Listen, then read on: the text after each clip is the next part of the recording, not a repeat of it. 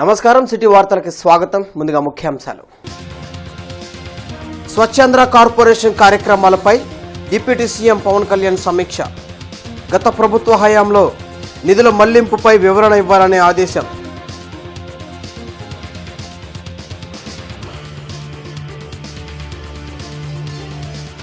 సమస్యల పరిష్కార వేదికగా ప్రజా దర్బార్. వినతులు స్వీకరిస్తున్న మంత్రి లోకేష్.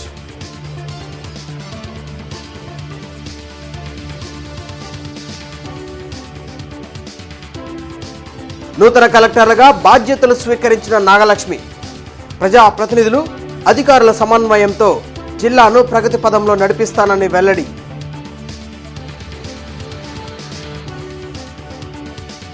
సాంఘిక సంక్షేమ మంత్రిగా బాల వీరాంజనేయ స్వామి బాధ్యతల స్వీకరణ. పెన్షన్లు జూలై 1న సచివాలయ ఉద్యోగుల ద్వారా పంపిణీ చేస్తామని ప్రకటన. నగరంలో అంతర్జాతీయ మాదక ద్రవ్య వ్యతిరేక దినోత్సవ కార్యక్రమాలు. అవగాహన పెంచుతూ ర్యాలీలు. యువత మాదక ద్రవ్యాలకు దూరంగా ఉండాలని ఎస్పీ సూచన.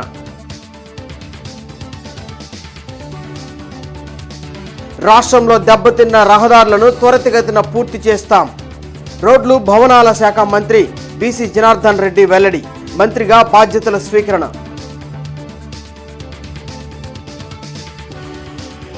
జీజీహెచ్లో డయేరియా బాధితులను పరామర్శించిన ఎమ్మెల్యే నజీర్ అహ్మద్. వైద్య సేవలపై ఆరా. స్టాప్ డయేరియా కార్యక్రమం చేపట్టనున్నట్లు వెల్లడి. స్వచ్ఛంద్ర కార్పొరేషన్ కార్యక్రమాలపై అధికారులతో డిప్యూటీ సీఎం పవన్ కళ్యాణ్ సమీక్షించారు. మంగళగిరిలోని క్యాంప్ కార్యాలయంలో నిర్వహించిన సమీక్షలో డిప్యూటీ సీఎం స్వచ్ఛంద్ర కార్పొరేషన్లో ఉన్న నిధులు, వ్యర్థాల నిర్వహణపై అధికారుల నుంచి వివరాలను అడిగి తెలుసుకున్నారు. గత ప్రభుత్వ పాలనలో నిధుల మళ్లింపుపై చర్చించారు. నిధులు ఎటు వెళ్లాయి, ఏం చేశారో వివరణ ఇవ్వాలని అధికారులను డిప్యూటీ సీఎం పవన్ కళ్యాణ్ ఆదేశించారు. రాష్ట్ర సాంఘిక సంక్షేమ, సచివాలయ మరియు వాలంటీర్ల శాఖ మంత్రిగా డాక్టర్ డోలా బాల వీరాంజనేయ స్వామి బాధ్యతలు చేపట్టారు. వెలగపూడి సచివాలయంలో తన ఛాంబర్లో ప్రత్యేక పూజలు నిర్వహించిన అనంతరం మంత్రి డోలా బాల వీరాంజనేయ స్వామి బాధ్యతలు స్వీకరించారు. గత ప్రభుత్వం సాంఘిక సంక్షేమ శాఖను నిర్వీర్యం చేసిందని, ట్యూషన్ ఫీజులు చెల్లించకపోవడంతో విద్యార్థులు కోర్సులు పూర్తి అయినా సర్టిఫికేట్లు తీసుకోలేని పరిస్థితిలో ఉన్నారని మంత్రి విమర్శించారు. అలాగే ఎన్డీఏ కూటమి ఇచ్చిన హామీ మేరకు జూలై 1న లబ్దిదారుల ఇంటి వద్దకే సామాజిక పింఛన్ను సచివాలయ ఉద్యోగుల ద్వారా అందించనున్నట్లు మంత్రి బాల వీరాంజనేయ స్వామి స్పష్టం చేశారు. ఈ సందర్భంగా మంత్రిని పలువురు ప్రముఖులు, అధికారులు అభినందించారు. 2014-19 ముందు తెలుగుదేశం ప్రభుత్వంలో నారా చంద్రబాబు నాయుడు గారు ముఖ్యమంత్రిగా ఉన్నప్పుడు కొన్ని గురుకుల పాఠశాలలో అదనంగా సీట్లు ఇవ్వడం జరిగింది. గత ప్రభుత్వంలో జగన్మోహన్ రెడ్డి ముఖ్యమంత్రిగా ఉన్నప్పుడు ఈ గురుకుల పాఠశాలలో సీట్లు రద్దు చేశారు.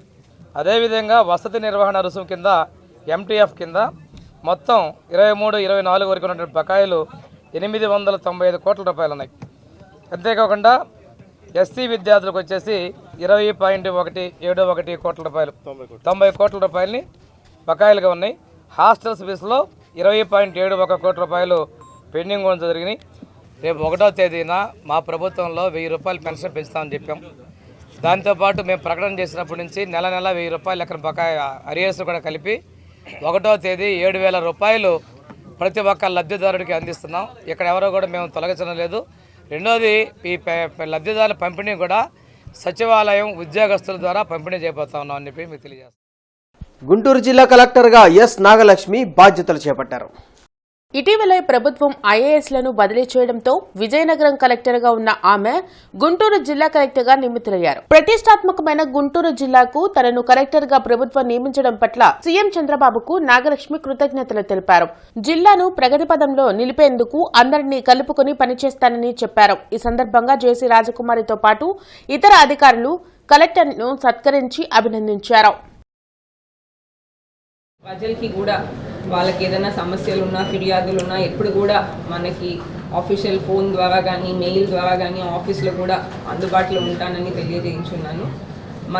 నాకు ఈ అవకాశం ఇచ్చిన రాష్ట్ర ప్రభుత్వానికి తర్వాత గౌరవ ముఖ్యమంత్రి గారికి ధన్యవాదాలు తెలుపుకుంటూ నేను ముందు పనిచేసిన జిల్లాలోనే మళ్ళీ కలెక్టర్గా పనిచేయడానికి అవకాశం వచ్చిన దానికి నేను చాలా సంతోషిస్తున్నాను. గుంటూరు అనేది మనకు అమరావతి ఉంది కాబట్టి చాలా ఇంపార్టెంట్ ప్రాంతము. సో ఈ అవకాశం నాకు ఇచ్చిన దానికి చాలా సంతోషంగా ఉంది, గర్వంగా కూడా ఉంది. అదే రకంగా ఈ పెద్ద బాధ్యత కాబట్టి రెస్పాన్సిబుల్గా చేయాలనే ఉద్దేశంతో ఖచ్చితంగా చేద్దామనే ఉద్దేశంతో. వైఎస్ జగన్ ప్రతిపక్ష నేత కాదని, ప్రతిపక్షంలో ఉన్న పార్టీకి ఫ్లోర్ లీడర్ మాత్రమే అని శాసనసభ వ్యవహారాల శాఖ మంత్రి పయ్యావుల కేశవ్ స్పష్టం చేశారు. వెలగపూడి సచివాలయంలో పయ్యావుల కేశవ్ మీడియాతో మాట్లాడారు. అసెంబ్లీ రూల్ బుక్ చూడకుండా జగన్ స్పీకర్కు లేఖ రాయటం కరెక్ట్ కాదన్నారు. గతంలో తెలంగాణలో కేసీఆర్ కాంగ్రెస్ పార్టీకి ప్రతిపక్ష హోదా ఇవ్వలేదనే విషయాన్ని గుర్తు చేశారు. ప్రతిపక్ష నేత కావడం తన హక్కు అనే విధంగా స్పీకర్కు జగన్ లేఖ రాయటం ఏంటని నిలదీశారు. జగన్మోహన్ రెడ్డి గారు, పార్టీలు ప్రతిపక్ష హోదాలు ఇవ్వవండి. మీరు అధికారంలో ఉంటారా, ప్రతిపక్షంలో ఉంటారా, ప్రతిపక్ష హోదా కూడా లేకుండా ఇవ్వాలని తీర్పునిచ్చేటువంటిది ప్రజలు. ఈ రాష్ట్ర ప్రజానీకం మీకు ప్రతిపక్ష హోదా కూడా ఇవ్వకూడదు అని నిర్ణయం తీసుకుని తీర్పునిచ్చారు. దాన్ని మీరు యాక్సెప్ట్ చేయండి. ఎస్, బాధాకరమైనటువంటి అంశం. అందుకనే మేము ఎక్కడ కూడా మీరు శాసనసభలోకి వచ్చినా పోయినా కూడా మేమేం మాట్లాడలేదు. చాలా ఫ్లోర్ లీడర్ అంటారు మిమ్మల్ని, పార్లమెంట్లో గ్రూప్ లీడర్ అంటారు, శాసనసభలో మనం ఫ్లోర్ లీడర్ అంటాం. ఆ గ్రూపుకి నాయకుడు మాత్రమే తప్ప ప్రతిపక్ష హోదా కలిగినటువంటి ప్రతిపక్ష నాయకుడు కాదు. సభ జరపడానికి కోరం కావడానికి ఎంతమంది ఉండాలో అంతమంది ఉన్నప్పుడు మాత్రమే ప్రతిపక్ష హోదా ఇవ్వాలి అని, అది కూడా ఎంత అనేది కూడా అందులోనే స్పష్టం చేశాడు. 1/10 ఆఫ్ ది హౌస్. జీజీహెచ్లో చికిత్స పొందుతున్న డయేరియా బాధితులను ఎమ్మెల్యే నజీర్ అహ్మద్ పరామర్శించారు. మెరుగైన వైద్య సేవలు అందించాలని సూపరింటెండెంట్కు సూచించారు. స్టాప్ డయేరియా కార్యక్రమాన్ని చేపట్టనున్నట్లు ఎమ్మెల్యే తెలిపారు. గత 4 రోజులుగా డయేరియా బారిన పడి జీజీహెచ్లో పలువురు చికిత్స పొందుతున్నారు. నగరంలోనే కాక మాచర్ల తదితర ప్రాంతాల నుండి పెద్ద సంఖ్యలో జీజీహెచ్కి వచ్చి చికిత్స పొందుతున్నారు. ఈ క్రమంలో ఎమ్మెల్యే నసీర్ అహ్మద్ వారిని పరామర్శించారు. అందుతున్న వైద్య సేవలపై ఆరా తీశారు. ఎక్కడా ఇబ్బంది కలగకుండా చర్యలు చేపట్టాలని సూపరింటెండెంట్ కిరణ్ కుమార్కు సూచించారు. అదేవిధంగా కమిషనర్ డిఎంఎండ్హెచ్ఓలతో కలిసి సంయుక్తంగా అవగాహన కార్యక్రమాలు చేపట్టనున్నట్లు చెప్పారు. స్టాప్ డయేరియా కార్యక్రమాన్ని చేపడుతున్నామని చెప్పారు. ఎవరికి కూడా ఎటువంటి ఇబ్బంది లేదు, అన్ని రకాల సదుపాయాలు వీళ్ళకి కల్పిస్తా ఉన్నాం. అలాగే నగరపాలక సంస్థ కమిషనర్ గారితో మాట్లాడి వెంటనే అధికారులను అప్రమత్తం చేసేటువంటి కార్యక్రమాన్ని వెంటనే మీటింగ్ని కండక్ట్ చేసి ఎక్కడైతే ఈ డయేరియా బారిన పడినటువంటి పేషెంట్స్ ఉన్నారో అక్కడన్నీ కూడా వాటర్ శాంప్లింగ్స్తో పాటు శానిటేషన్ మిగతా సిబ్బందిని కూడా అప్రమత్తం చేసి సాయంత్రం లోపల వెంటనే కార్యక్రమాన్ని తీసుకుంటూ జరుగుతూ ఉంది. అలాగే స్టాప్ డయేరియా అనే కార్యక్రమాన్ని కూడా డిఎంహెచ్ఓ గారు రేపు నుంచి పూర్తి స్థాయిలో నగరంలో ప్రతి ప్రాంతంలో కూడా ఈ కార్యక్రమాన్ని తీసుకుంటాం. డయేరియా బారిన పడకుండా, ముఖ్యంగా చిన్నపిల్లలు డయేరియా బారిన పడి చనిపోయేటువంటి ప్రమాదం ఉంది కాబట్టి వాళ్ళందరూ కూడా నిత్యం వైద్య సేవలు అందేలా సిబ్బంది అప్రమత్తంగా ఉండాలని జీజీహెచ్ సూపరింటెండెంట్ కిరణ్ కుమార్ చెప్పారు. కొన్ని సుదూర ప్రాంతాల నుంచి యాక్చువల్గా 200 కిలోమీటర్లు పైబడి దూరం నుంచి కొంత ట్రీట్మెంట్లు అక్కడ తీసుకొని 5-6 రోజులు అక్కడ సఫర్ అయ్యి కిడ్నీ ఇంజరీ, కిడ్నీ పాడైపోయి ఇక్కడ రావడం జరుగుతూ ఉంది. వాళ్ళకి ఐసీయూలో పెట్టేసి కిడ్నీ వైద్యులు వాళ్ళ శివరామకృష్ణ గారు కానీ అసిస్టెంట్ రంజి వైద్యులు జనరల్ మెడిసిన్ వాళ్ళు విభాగం వాళ్ళు వైద్యం చేస్తున్నారు. ఇంతవరకు అయితే మాత్రం ఒక డెత్ జరగలేదండి. అన్నీ కూడా రికవర్ అవుతున్నారు. భయపడాల్సిన అవసరం లేదు. వాళ్ళ సీజనల్ మారుతున్నప్పుడు సీజనల్ డిసీజ్గా ఎన్నో వస్తూ ఉంటాయి కాబట్టి కారణం ఇది అని కూడా చెప్పలేము. ఎక్కువ మంది అయితే మాత్రం ఫుడ్ తీసుకోవడం, ఆహారం తీసుకోవడం, కొంతమంది మటన్ తీసుకోవడం, కొంతమంది దేవస్థానం దగ్గర తీసుకోవడం. ఈవీఎంల ధ్వంసం, మాచర్ల నియోజకవర్గంలో పలు అల్లర్ల కేసుల్లో మాజీ ఎమ్మెల్యే పిన్నెల్లి రామకృష్ణారెడ్డిని పోలీసులు అరెస్ట్ చేశారు. ఈ కేసుల్లో బెయిల్ కోసం హైకోర్టును పిన్నెల్లి ఆశ్రయించగా ఆయా పిటిషన్లను కొట్టేసింది. దీంతో పిన్నెల్లి రామకృష్ణారెడ్డిని పోలీసులు అదుపులోకి తీసుకున్నారు.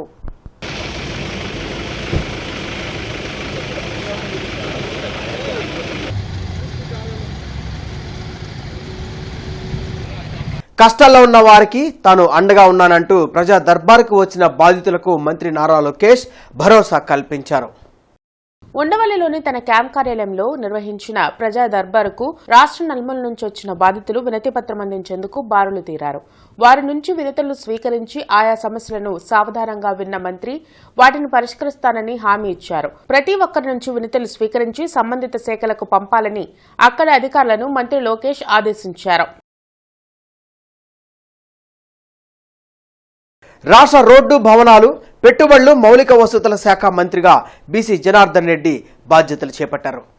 వెలగపూడి సచివాలయంలో తన ఛాంబర్లో ప్రత్యేక పూజలు నిర్వహించిన అనంతరం బీసీ జనార్దన్ రెడ్డి బాధ్యతలు స్వీకరించారు. రాష్ట్రంలో దెబ్బతిన్న రోడ్ల మరమ్మతులను యుద్ధ ప్రాతిపదికన చేపడతామని మంత్రి తెలిపారు. గత ప్రభుత్వం నిర్వాకం వల్ల రాష్ట్రంలో పెట్టుబడులు పెట్టేందుకు పారిశ్రామికవేత్తలు భయపడిపోయారని చెప్పారు. ఎవరైనా పరిశ్రమలు రావాలంటే పారిపోవడం జరుగుతూ ఉంది. అదేవిధంగా రహదారులన్నీ కూడా గుంతలమయమయ్యాయి. మొట్టమొదటిసారిగా మా ఇంజనీర్లందరినీ కూడా పిలిచి ఏవైతే పార్ట్ హోల్స్ ఉన్నాయో వాటికి బడ్జెట్ వేయండి అన్ని ఇన్ఫర్మేషన్ తెచ్చుకోమన్నప్పుడు మా అధికారులు చెప్తే ఆశ్చర్యపోయాను. సార్ మీరు చెప్పేంతవరకు పార్ట్ హోల్స్ కొన్ని వరకు మేము చేయగలుగుతాము, రోడ్లే లేకపోతే ఏం చేయాలని అడుగుతూ ఉన్నారు. అంటే రోడ్లే లేకుండా చేయడం జరిగింది ఈ యొక్క ప్రభుత్వంలో. కనీసం గుంతలు ఎక్కడైనా రోడ్డు ఉంటే మేము గుంతలు పుడుస్తాము చేస్తాము, రోడ్లే లేకుండా చేయడం జరిగింది. అదేవిధంగా గత ప్రభుత్వంలో చేసినటువంటి కాంట్రాక్టర్లకు కూడా 2261 కోట్ల రూపాయలు ఇంకా కాంట్రాక్టర్లకు ఇవ్వవలసిన బాధ్యత మళ్ళీ మా మీదకే రావడం, మమ్మల్ని ఇబ్బందులకు నెట్టడం కూడా జరుగుతూ ఉంది. ఇప్పుడు ఎవరైనా కాంట్రాక్టర్లు కూడా చాలామందిని పిలిచి ఎందుకు ఈ పనులు చేయకుండా ఉన్నారు, చేయండి అని రిక్వెస్ట్ చేస్తే కూడా గత ప్రభుత్వం మీద నమ్మకాలు పోయినాయి. ఇటువంటి పరిస్థితుల్లో మేము ఆత్మహత్యలు చేసుకోవడమే తప్ప మాకు వేరే లేదు అక్కడ. కాబట్టి మేము రావాలంటే భరోసా కల్పించండి మాకు అని వారందరూ కూడా కొంతమంది కాంట్రాక్టర్లు నేను పర్సనల్గా కలిసినప్పుడు చెప్పడం జరిగింది. ఏది ఏమైనా కానీ కూడా ఈ యొక్క పరిస్థితిని చక్కదిద్దడానికి కొద్ది సమయం పడుతుంది. ముఖ్యంగా ఏవైతే హోల్స్ కానీ ఇంకా కానీ ఎస్టిమేషన్లు అవన్నీ కూడా తీసుకుంటా ఉన్నాం. కమిషనర్ ఛాంబర్లో తూర్పు ఎమ్మెల్యే నజీర్ అహ్మద్ ప్రజారోగ్య ఇంజనీరింగ్ అధికారులతో కలిసి కమిషనర్ కీర్తి చేకూరి త్రాగునీటి సరఫరా, డ్రైన్లలో ఉన్న పైప్ లైన్ల షిఫ్టింగ్పై సమీక్షా సమావేశం నిర్వహించారు. ఈ సందర్భంగా కమిషనర్ మాట్లాడుతూ నగరంలో వార్డు సచివాలయం వారీగా ప్రతి ఎమ్యూనిటీ కార్యదర్శి తప్పనిసరిగా త్రాగునీటి సరఫరా సమయంలో శాంపిల్స్ సేకరించాలని ఆదేశించారు. త్రాగునీరు ఎక్కడైనా కలుషితంగా సరఫరా జరిగితే తక్షణం ఉన్నతాధికారుల దృష్టికి తీసుకురావాలన్నారు. త్రాగునీటి కాలుష్యంపై అందే ఫిర్యాదులపై నిర్లక్ష్యంగా వ్యవహరిస్తే కఠిన చర్యలు తీసుకుంటామని స్పష్టం చేశారు.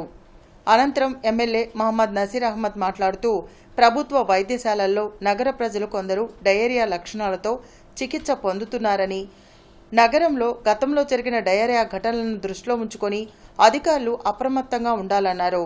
త్రాగునీటి పైప్ లైన్లు ఎక్కడైనా డ్రైన్లలో ఉంటే వాటిని తక్షణం లిఫ్ట్ చేయాలన్నారు. ప్రత్యేకంగా మదిరాల కాలనీ, బసవతారక రామనగర్ తదితర ప్రాంతాల్లో ప్రత్యేక డ్రైవ్ చేపట్టి త్రాగునీటి శాంపిల్స్ తీయాలన్నారు. డ్రైన్లు ఎక్కడైనా స్టాగ్నేషన్ అయితే వెంటనే కచ్చా డ్రైన్లు ఏర్పాటు చేసి మురుగు నిల్వ ఉండకుండా చర్యలు తీసుకోవాలని కోరారు.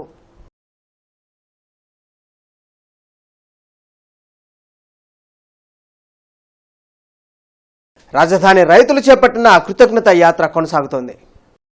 వెంకటపాలెంలోని వెంకటేశ్వర స్వామి దేవస్థానం నుంచి తిరుమల వెంకటేశ్వర స్వామి దేవస్థానం వరకు రాజధాని మహిళలు, రైతులు ఈ యాత్రను చేపట్టారు. 3వ రోజు గుంటూరు నుంచి అభినేని గుంటపాలెం వరకు సాగనుంది. రాష్ట్రాభివృద్ధి కోసం తమ భూములను రాజధాని కోసం ఇస్తే గత వైసీపీ ప్రభుత్వం 3 రాజధానుల పేరుతో తమను తీవ్ర ఇబ్బందులకు గురిచేసిందని మహిళలు మండిపడ్డారు. ముఖ్యమంత్రి చంద్రబాబుతోనే రాజధాని అమరావతి అన్ని విధాలా డెవలప్ అవుతుందని చెప్పారు. ఈరోజు మళ్ళీ మేము పాదయాత్ర మొదలుపెట్టాము. పాదయాత్ర కాదండి, ఇది విజయోత్సవ యాత్ర. చాలామంది అడుగుతున్నారు, ఏంటమ్మా మళ్ళీ దేనికోసం పోరాడుతున్నారు అని అడుగుతున్నారు. అంటే అమరావతి మహిళలు పోరాడడానికి ముందుంటారని రాష్ట్రంలో గ్రహించారండి. అయితే ఆ పాదయాత్ర కాదమ్మా, ఇది విజయోత్సవ యాత్ర. రాష్ట్రాభివృద్ధికి సరైన నాయకుడు వచ్చినప్పుడు ఆ నాయకుడిని మళ్ళీ ఆ దేవదేవుని సన్నిధికి చేరుకుంటామనుకున్నాము. అదే లక్ష్యంతో మేము ముందుకు నడుస్తున్నామని చెప్పాము. చాలామంది ఇప్పుడు ప్రతిరోజు మాకు చాలామంది ఎదురై ధర్నాలు పెడుతున్నారండి. అమ్మ మీ పోరాటం వల్లే మళ్ళా రాష్ట్రంలో ఈ దార్శకుని తీసుకురావడానికి అవకాశం కలిగింది. ఈ అవకాశాన్ని మీ ద్వారానే కలిగిందమ్మా అని దేవుళ్ళలాగా మేము వస్తుంటే మమ్మల్నే దేవుళ్ళ దండం పెడుతుంటే నిజంగా మాకు మేము ఇంత చేశామా అనేది కూడా మాకు అనిపించింది. ప్రజలకు మెరుగైన సేవలు అందించడంతో పాటు ప్రభుత్వానికి మంచి పేరు తెచ్చేలా అధికారులు ప్రత్యేక శ్రద్ధ చూపాలని రాష్ట్ర రెవెన్యూ శాఖ మంత్రి అనగాని సత్యప్రసాద్ ఆదేశించారు.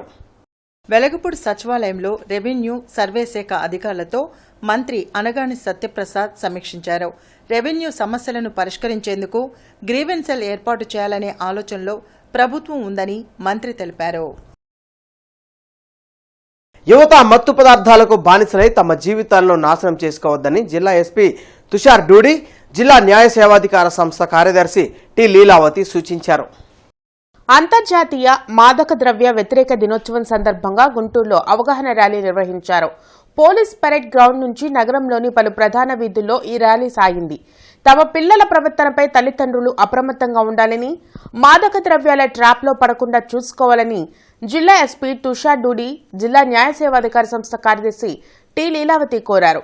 డ్రగ్స్ వినియోగాన్ని నిరోధించేందుకు అనేక చోట్ల అవగాహన కార్యక్రమాలను నిర్వహించడంతో పాటు మాదక ద్రవ్యాల రవాణాకు అడ్డుకట్ట వేసేందుకు పోలీసులు నిరంతరం కృషి చేస్తున్నారని వివరించారు.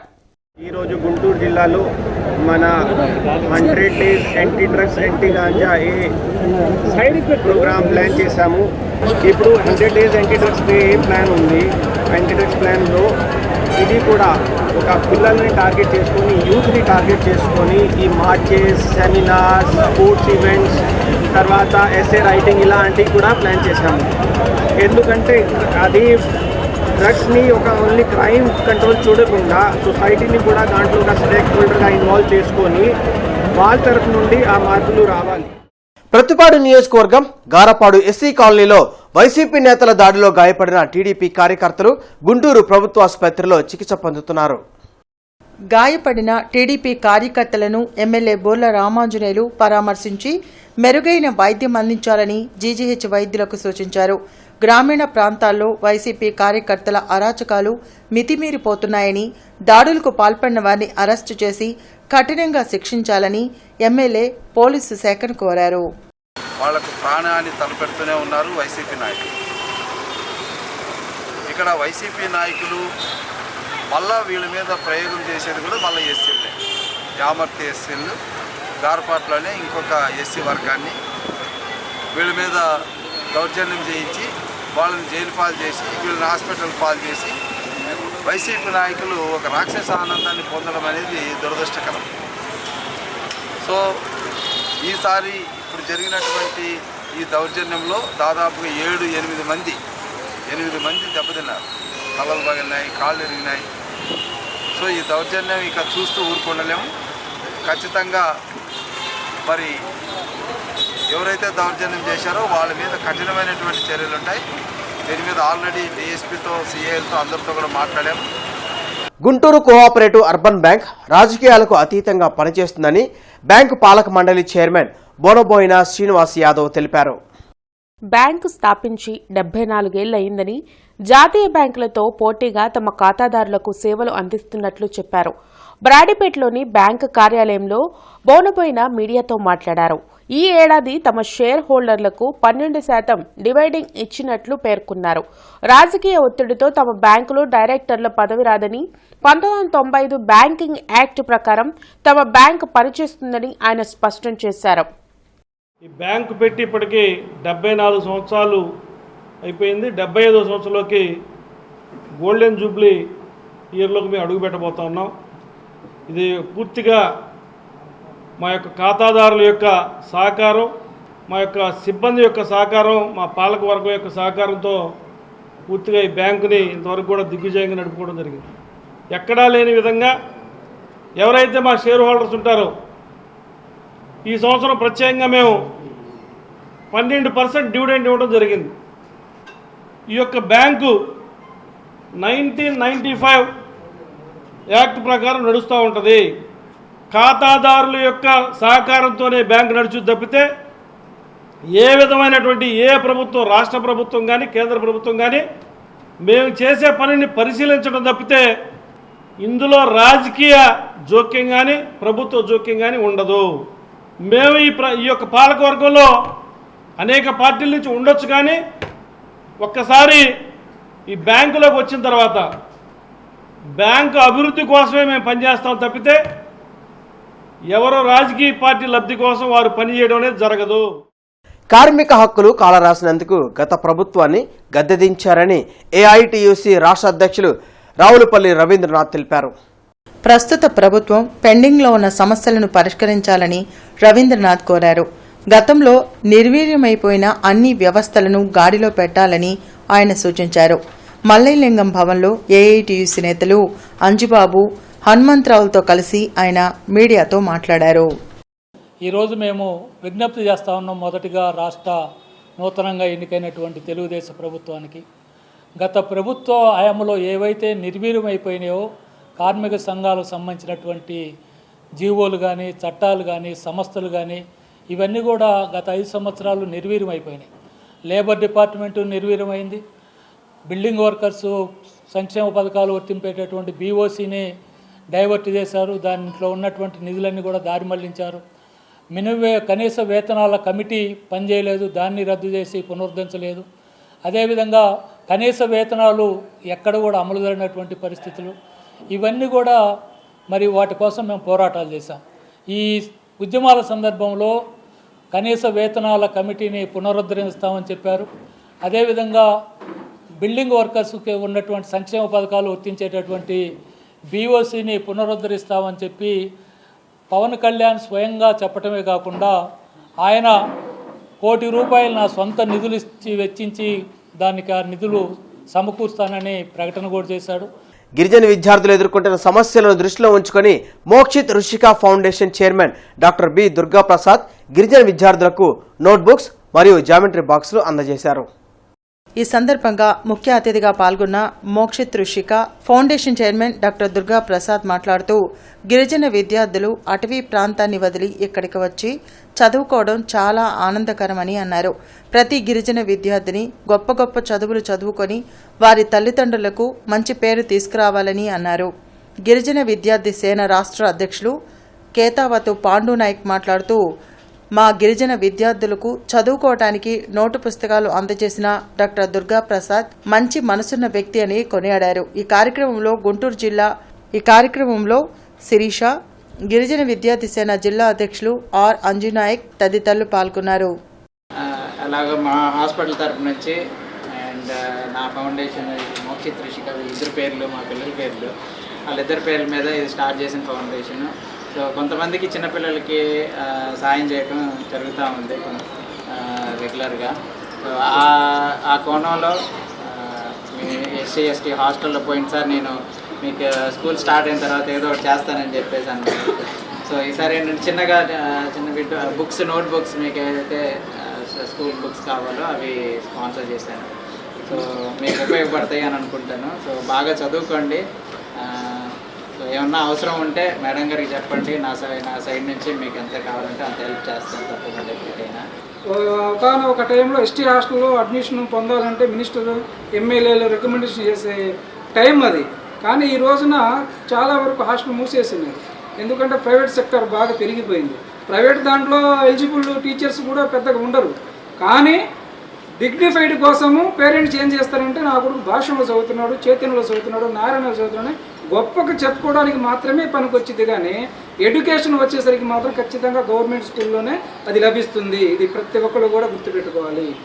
అందుకని ఈ కార్యక్రమాన్ని ఈరోజు మన డిటిడబ్ల్యూ మేడం గారు అగ్నిపథ్ పథకాన్ని తక్షణమే రద్దు చేయాలని ఏఐవీఎఫ్ డిమాండ్ చేసింది. ఈ మేరకు శంకరవరం సెంటర్లో నిరసన కార్యక్రమం చేపట్టింది. దేశ రక్షణను పణంగా పెట్టే అగ్నిపథ్ పథకాన్ని వెంటనే రద్దు చేసి పాత పద్ధతిలోని ఆర్మీ రిక్రూట్మెంట్ జరపాలని ఏఐవైఎఫ్ నేతలు షేక్ వలీ, జంగాల చైతన్య డిమాండ్ చేశారు. దేశ రక్షణ వ్యవస్థను సైతం ప్రైవేటీకరణకు పూనుకోవడం ప్రధాని మోడీ ప్రభుత్వానికే చెల్లిందని మండిపడ్డారు. దీనికి నిరసనగా శంకరవిలా సెంటర్ నుండి పోస్టాఫీస్ వరకు నిరసన కార్యక్రమం చేపట్టారు. అగ్నిపథ్ పేరుతో దేశ సేవకై ప్రాణాలు సైతం త్యాగం చేసి ఆర్మీలో జాయిన్ అవుతా ఉన్న యువతులకి నరేంద్ర మోడీ గారు కేవలం 4 సంవత్సరాలు మాత్రమే కాంట్రాక్ట్ పద్ధతిలో ఆ యొక్క ఉద్యోగం ఇస్తూ ఉన్నారు. ఆ 4 సంవత్సరాల తర్వాత వాళ్ళ భవిష్యత్తు ఏంటని అఖిల భారత యువజన సమాఖ్యగా మేము అడుగుతూ ఉన్నాము. ఒక్కసారి ఎమ్మెల్యేగా గెలిచినా కానీ, ఎంపీగా గెలిచినా కానీ, గవర్నర్గా చేసినా కానీ, రాష్ట్రపతిగా చేసినా కానీ జీవితాంతం పింఛన్లు తీసుకునే మీరు దేశం కోసం ప్రాణత్యాగం చేస్తున్న ఆర్మీ జవాన్లకు మాత్రము జీవితకాలం పింఛన్ ఇవ్వము. కేవలం 4 సంవత్సరాలు మాత్రమే వీళ్ళకి ఉద్యోగ వయసు పరిమితి ఉంటుంది కాబట్టి కొన్ని లక్షల రూపాయలు చేతిలో పెట్టి మీరు ఇంకా మాకు మీ సేవ మాకు అవసరం లేదని మీరు పంపించేస్తూ ఉన్నారు. మేము ఒకటే డిమాండ్ చేస్తూ ఉన్నాము, అగ్నిపథ్ను వెంటనే డిమాండ్ చేయాలి, పాత పద్ధతిలోనే ఆర్మీ రిక్రూట్మెంట్ చేయాలి. ఈ రోజు జీజీహెచ్లో నాట్కో హాల్లో ఏపీ మెడికల్ ఎంప్లాయీస్ యూనియన్ 18వ మహాసభ జరగనుంది. ఈ మహాసభలో గత పాలకులు విస్మరించిన హామీలను త్రిప్పికొడుతూ ప్రస్తుత ప్రభుత్వం తీసుకోవాల్సిన విధానాలపై చర్చించనున్నట్లు అసోసియేషన్ నేత గిరిబాబు తెలిపారు. ఈ నెల 27 అనగా రేపు గుంటూరు జనరల్ హాస్పిటల్ నందు వైద్య ఉద్యోగులకు సంబంధించిన 18వ రాష్ట్ర మహాసభ జరుగుతూ ఉంది. ఈ మహాసభలో మనకు పెండింగ్లో ఉన్న అనేక సమస్యలు చర్చించుకొని వాటిపైన తీర్మానం చేసి ప్రభుత్వానికి విన్నవించుతూ ఉన్నాం. మొదటగా కూటమి ప్రభుత్వానికి మా మెడికల్ ఎంప్లాయీస్ యూనియన్ పక్షాన అభినందనలు తెలియజేస్తూ ఉన్నాం. గత ప్రభుత్వము మాకు 11వ పిఆర్సీలో రివర్స్ పిఆర్సీ ఇచ్చి 30% ఫిట్మెంట్ ఇవ్వాల్సి ఉండగా 23% ఇచ్చింది. అదేవిధంగా సిపిఎస్ రద్దు చేస్తానని సిపిఎస్ రద్దు చేయకుండా జీపీఎస్ విధానాన్ని ప్రవేశపెట్టింది. అదేవిధంగా కాంట్రాక్ట్ ఉద్యోగులందరినీ రెగ్యులరైజ్ చేస్తామని చెప్పారు. కాంట్రాక్ట్ ఉద్యోగులని రెగ్యులరైజ్ చేయకుండా కొద్ది మందిని మాత్రమే చేసి మిగతా అన్నీ అట్లే పెట్టేశారు. అవుట్సోర్స్ విధానము తీసుకొచ్చి ఆప్కాస్ అని పెట్టి ఆప్కాస్లో కూడా అందరినీ చేర్చుకున్న ఆ విధానంలో కూడా చాలా అవకతవకలు ఉన్నాయి. వాటి మీద కూడా ఈ ప్రభుత్వం దృష్టి పెట్టాల్సిన అవసరం ఉంది. ఈ వార్తలందరితో సమాప్తం. నమస్కారం.